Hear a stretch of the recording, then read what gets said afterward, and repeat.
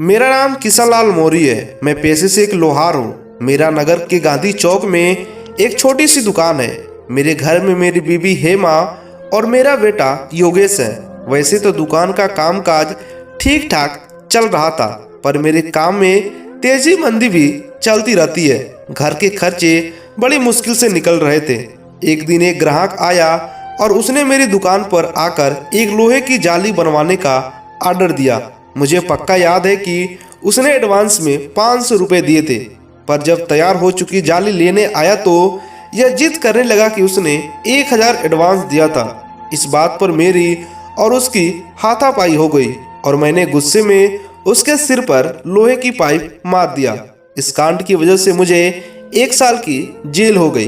वैसे तो आज मैं जेल से रिहा हो चुका हूँ, पर जेल की कड़वी यादें आज भी मुझे डराती हैं।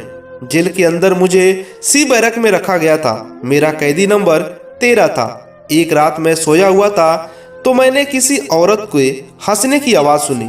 मैं चौंक गया। जब मैं लॉबी में देखा तो दूर अंधेरे में कोई औरत खड़ी थी। मुझे यकीन नहीं हुआ कि मर्दों की जेल में एक औरत कैसे घुस आई हो। मैंने अपने पास हुए सोमेश को जगाया और बोला, यहाँ पर कोई औरत घूम रही है। सोमेश बोला कि तेरा दिमाग हट गया है क्या? मर्दों की जेल में कोई औरत अंदर कैसे आ सकती है? इतना बोलकर वो फिर से सो गया। मैंने फिर से सालियों के बाहर झांका तो पता चला कि वो औरत अभी वहीं लॉबी में खड़ी थी। मुझसे रहा नहीं गया तो मैंने उसकी ओर एक पानी की खाली गिलास फेंका। मेरी इस हरकत से उसने मेरी ओर देखा और अंधेरे से उजाले में आने लगी। वह एक सजी धजी जवान औरत थी। वह हमारे सेल के पास आकर रुक गई। मैं डर के मारे थोड़ा पीछे हट गया। तभी अचानक उसने हमारे सेल के ताले पर नजर डाली। पलक झपकते ही ताला खुलकर नीचे गिर गया और दरवाजा भी खुल गया। यह सब देखकर मेरे तो रोंगटे खड़े हो गए। उसके बाद उसने मेरी ओर नजर घुमाई। मैं उसे देखकर डर के मारे कांपने लगा। अब वह फिर से मुड़कर उस ओर जाने लगी जहां से वो आई थी। जब वह मुड़ी तो उसके पीठ पर कोई मांस या चमड़ी नहीं थी, सिर्फ पिंजर था। यह भयानक नज़ारा देखकर मेरे तो होश उड़ गए। मैं चिल्लाना चाहता था पर जबान से आवाज़ नहीं निकल पा रही थी। कुछ ही देर में वह भयानक औरत गायब हो गई। मैंने फिर से सोमेश को जगाया। इस बार मेरा डरा हुआ चेहरा देख सोमेश चौंक गया। उसने जेल का दरवाजा खुला देखा तो वो बोला कि यह तूने क्या किया? हम पर जेल से भागने का आरोप लगेगा। हम दोनों ने मिलकर सेल का दरवाजा बंद कर दिया और खुला ताला लटका दिया। सुबह जब हमें गार्ड बाहर निकालने आया तो उसने हमारे सेल का दरवाजा खुला पाया। उसने फौरन जेलर साहब को बुलाया। हमें तो लगा कि गए काम से, एक और मुकदमा झेलना पड़ेगा।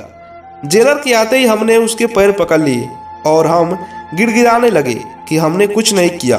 कुछ देर बाद जेलर बोला कि शांत हो जाओ। मुझे पता है कि ताला तुम दोनों ने नहीं तोड़ा है। मुझे पता है कि हमारे जेल में एक खतरनाक चुड़ैल घूमती है।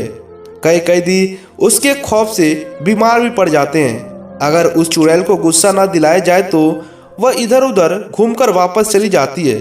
तुम दोनों ने कुछ तो जरूर किया था ना? मैंने फौरन कबूल किया कि वह कौन है जानने के लिए मैंने उसकी एक खाली गिलास फेंका था। फिर वह मेरे सेल की तरफ आई और उसी ने पता नहीं क्या किया कि ताला खुल गया। जेलर ने कहा कि अच्छा नहीं है, अब तुम्हें सावधान रहना होगा। वह किसी भी वक्त तुम पर हमला कर सकती है। उसी दिन जेलर ने मुझे सी बैरक से निकालकर बी बैरक में शिफ्ट कर दिया। उस दिन के बाद हर रात मुझे पायल की खनकने की आवाज़ सुनाई देती थी। कभी कभी वह भयानक चुड़ैल मुझे सेल के अंदर भी दिखाई देती थी। नींद में मुझे उसी के सपने आने लगे। कभी कभी तो ऐसा लगता है कि वो मेरी छाती पर आकर बैठी है। ऐसे दिन पर दिन मेरा डर बढ़ने लगा और मैं इस वजह से बीमार रहने लगा। तभी मेरा 1 साल की सज़ा खत्म हो गई। तभी मेरी हालत भी थोड़ा खराब हो गया। इसके बाद से मुझे सज़ा से मुक्ति दे दी गई और मैं घर लौट आया। आकर मुझे लगा कि बला टल गई है, पर ऐसा नहीं था। अभी कुछ दिन पहले से ही उस खौफनाक चुड़ैल को मेरी बीबी हिमा के पीछे खड़े होते मैंने देखा था। मुझे नहीं पता कि वह चुड़ैल मेरा पीछा कब तक छोड़ेगी या फिर मेरी जान लेकर ही दम लेगी। मैं तो अब बस भगवान के सहारे ही बैठा हूँ। दोस्तों, ये कहानी कैसी लगी आप नीचे कमेंट कर हमें बताइएगा। और ये कहानी पूरी तरह से काल्पनिक है।